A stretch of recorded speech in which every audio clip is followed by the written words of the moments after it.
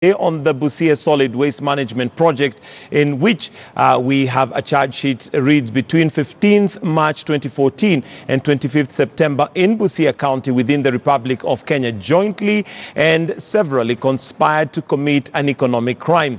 To engage to a scheme to defraud the county government of Busia to a tune of 8 million Kenyan shillings for purposes of feasibility study and integrated solid waste management project, which was to be carried out by the Madam Enterprises Limited. Now, the suspects are Sospita Odeke Ojamong, that's the governor, Bernard Krade Yaite, Leonard Wanda Obire, Alan Ekwenyi Omanchari, Samuel Oseko Obui, Edna Odhiambo Odoyo, Reni Shochieng Omolo, Sebastian Heles Belen, and Madam R Enterprises Limited. So that's what is currently going on. And we now want to cross over to our reporter, Mary Mwoki, who's following up on this story at the Milimani Law Courts. Mary, thank you for joining us. And just to bring us up to speed on what we have so far happening from the law courts in regards to this particular case.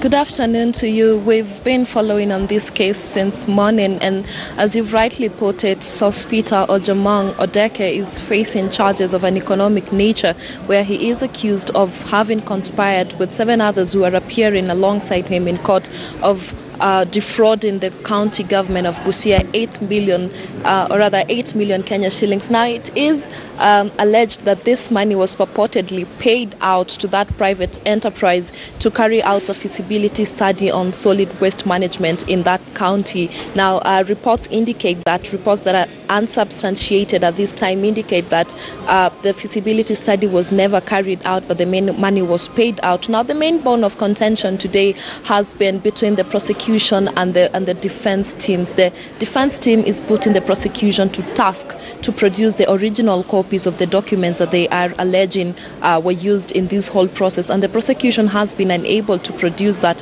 What the prosecution has been able to adduce before the court is certified copies, which the defense is arguing, and rightly so, that they have no way of ascertaining that indeed these were the original copies. So now there has been a back and forth between the two lawyers. In the morning session, they adjourned for an hour, came back at 11:30, and still the prosecution made their submissions. Now they have adjourned again. They're expected to come back at 3 p.m. today for the defense to make their submissions. Back to you. All right. Thank you very much, Mary Mwoki. And of course, we'll be following that up and bringing you updates as it unfolds and as it develops. But what we know so far is that the governor, Sospita Ojamong, is before the court of law, well, with 7 other suspects, and the accusations are